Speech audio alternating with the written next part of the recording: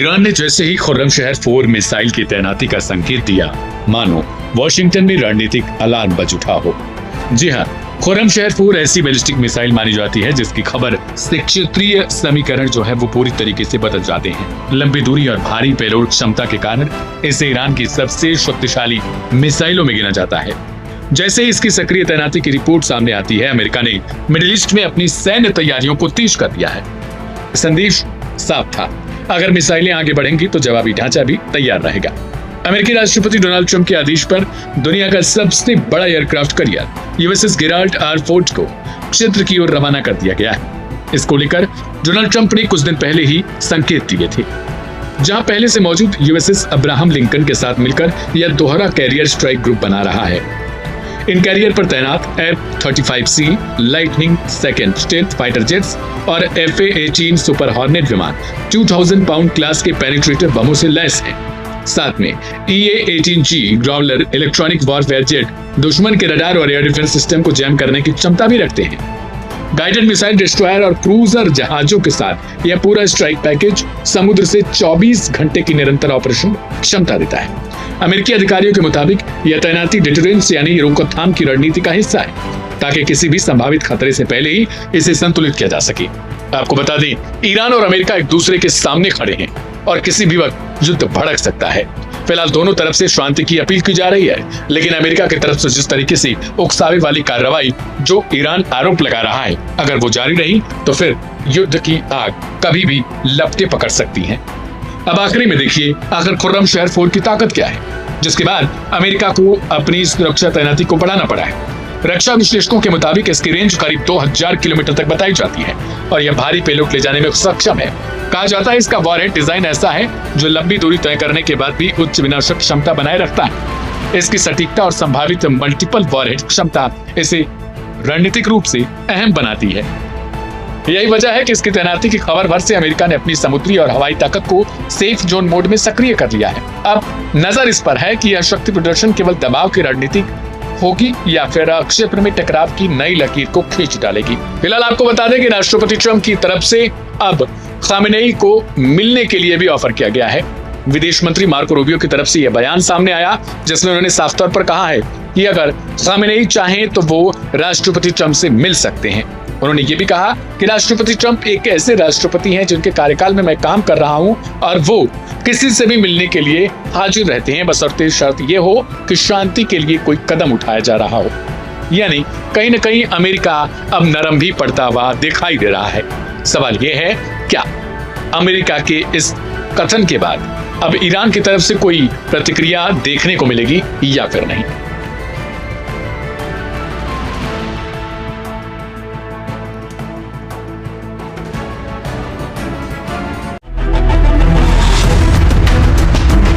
अमेरिकी राष्ट्रपति Donald Trump ने ईरान के धार्मिक नेतृत्व के खिलाफ अपने तेवर कड़े करते हुए दुनिया को एक बड़े सैन्य संघर्ष के मुहाने पर ला खड़ा किया है। उत्तरी कैरोलिना के फोर्ट लिबर्टी में सैनिकों के साथ एक उच्च स्तरीय बैठक के बाद पत्रकारों से बात करते हुए ट्रंप ने स्पष्ट किया कि ईरान के पास अब समय खत्म होता जा रहा है। उन्होंने चेतावनी दी कि अगर तेहरान अमेरिका की शर्तों पर एक नया समझौता नहीं करता है तो अमेरिका सैन्य कार्रवाई से पीछे नहीं हटेगा। सैनिकों के बीच से निकलते ही ट्रंप ने ईरान के सुप्रीम लीडर और वहां के शासकों पर तीखा हमला बोला, लेकिन इसके अलावा उन्होंने अमेरिका की पिछली सरकारों पर भी कटाक्ष किया। वे 47 सालों से सिर्फ बातें कर रहे हैं। इस बीच उनकी इन खोखली बातों के चलते हमने बहुत सी अनमोल जानें गंवाई हैं।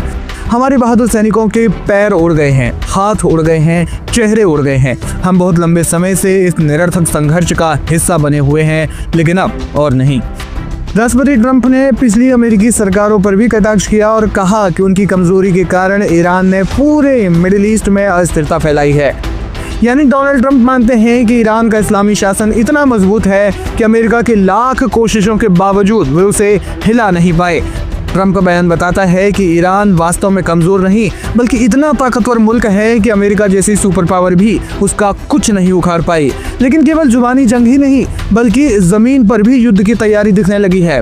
पेंटागन ने पुष्टि की है कि राष्ट्रपति के आदेश पर दुनिया के सबसे बड़े विमान वाहक युद्धपोत USS गेराल्ड R. फोर्ड को मध्य पूर्व की ओर रवाना कर दिया गया है। ये पोत पहले से मौजूद USS अब्राहम लिंकन के साथ मिलकर एक जंगी बेड़ों का समूह तैयार करेगा।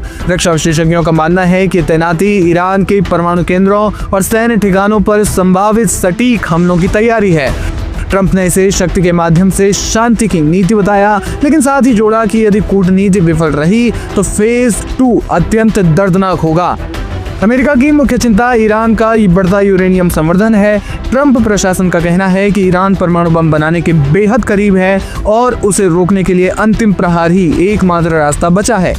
इसके अलावा ईरान में आंतरिक विद्रोह और मानवाधिकारों के उल्लंघन पर भी ट्रंप ने कड़ा रुख अपनाया है। उन्होंने संकेत दिया है कि अमेरिका न केवल परमाणु खतरे को खत्म करना चाहता है, बल्कि ईरान में सत्ता परिवर्तन को भी एक स्थायी समाधान के रूप में देख रहा है।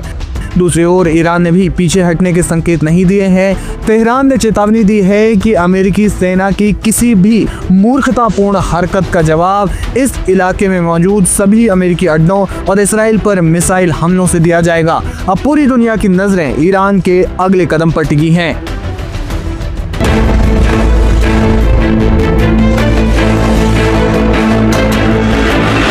सबसे ऊपर नेतन्याहू, फिर IDF चीफ, फिर मोसाद चीफ, फिर इसराइल के डिफेंस मिनिस्टर और भी नाम। ये इसराइल में VVIP प्रोटोकॉल लिस्ट नहीं बल्कि हिट लिस्ट है। जी हां, ये उन लोगों की लिस्ट है जिन्हें ईरान ने टारगेट पर ले लिया है। आप सही सुन रहे हैं, ईरान ने ही। अब तक मारने के लिए इसराइल की खुफिया एजेंसी मोसाद ही हिट लिस्ट जारी करती रही है, लेकिन पहली बार ईरान की पासदाराने इस्लाम की तरफ से हिट लिस्ट जारी की गई है। इसमें इसराइल के PM बेंजामिन नेतन्याहू को सबसे ऊपर रखा गया है। अब ईरान का लक्ष्य है इसराइल के इन लीडर्स और अफसरान को खत्म कर देना। जैसे ही इसराइल के PM बेंजामिन नेतन्याहू अमेरिका में प्रेसिडेंट ट्रंप से मिलकर लौटे, मीडिया रिपोर्ट बता रही है कि बस उसी दौरान ईरान की तरफ से हिट लिस्ट जारी कर दी गई, जिसमें नेतन्याहू का नाम सबसे ऊपर है। ईरान की सरकारी मीडिया ने जिन लोगों के नाम जारी किए हैं उनमें PM नेतन्याहू के अलावा Mossad chief David Barnea, defence minister Israel Katz, IDF chief Eyal Zamir, air force chief Tomer Bar, military intelligence chief Shlomi Binder और ऑपरेशनल चीफ इत्जी कोहेन का नाम शामिल है। माना जा रहा है कि ईरान 13 जून 2025 का बदला लेने की तैयारी में है।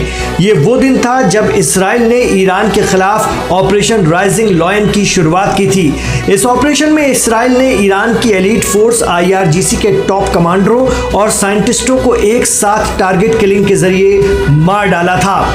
इसराइल के ऑपरेशन में ईरान के जिन अधिकारियों की हत्या की गई उनमें IRGC के चीफ हुसैन सलामी, ईरान सशस्त्र बलों के chief of staff Mohammad Bagheri और IRGC air force chief Amir Ali Hajizade का नाम प्रमुख था। इतना ही नहीं, उससे पहले अमेरिका ने साल 2020 में ईरान में कुद्स फोर्स के चीफ जनरल कासिम सुलेमानी को एक टारगेट किलिंग में इराक में खत्म कर दिया था।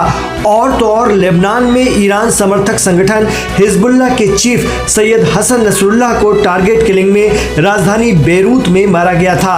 इससे पहले भी कई ईरानी साइंटिस्टों की इसराइल ने टारगेट किलिंग अंजाम दी थी।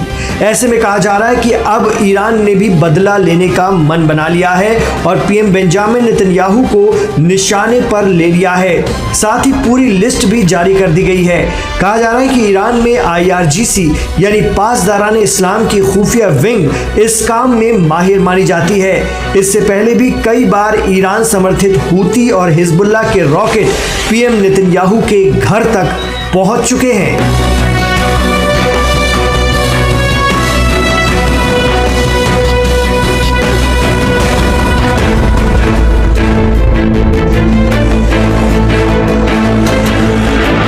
ईरान में अमेरिका और इसराइल के खिलाफ बन रहे जबरदस्त माहौल और पूरे देश में supreme leader ayatollah Ali Khamenei के समर्थन में खुलकर उतरे लोगों ने कई इशारे दिए हैं। जी हां, ईरान में इस जनसैलाब की मंशा को समझने के लिए वहां से आ रहे वीडियो को समझने और मौजूद एक्सपर्ट से हमने विस्तार से बात की तो बहुत सी बातें डिकोड होती हैं।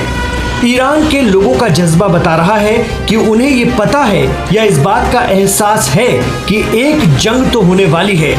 ईरान में फौजी, अफसर, लीडर और आवाम सभी ये मानकर चल रहे हैं कि एक जबरदस्त युद्ध होगा।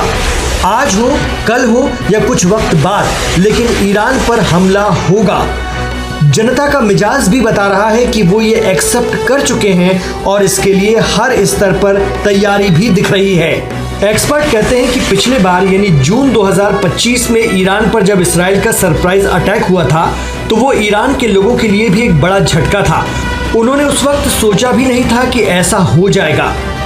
उस समय ईरान एक युद्ध अभ्यास करने वाला था, लेकिन वो ये करता इससे पहले ही 13 जून 2025 को इसराइल का हमला हो गया। यही वजह रही कि उस टाइम उसकी फोर्स और IRGC के टॉप अफसर एक साथ मारे गए थे, क्योंकि वो वॉर प्रैक्टिस की तैयारी के लिए मीटिंग कर रहे थे। लेकिन ईरान में मौजूद एक्सपर्ट बता रहे हैं कि इस बार ऐसा नहीं है।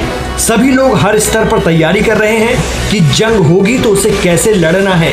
इतना ही नहीं, ईरान में बड़े पैमाने पर सड़कों पर उतर रहे लोग खुद कह रहे हैं कि ईरान ऐसा हमला करे अमेरिका और इसराइल पर कि उसका विल पावर खत्म हो जाए। वो बार बार ये नारे लगा रहे हैं कि हम इमाम खामनेई को अकेला नहीं छोड़ेंगे। उसके लिए वो नारा लगाते हैं कि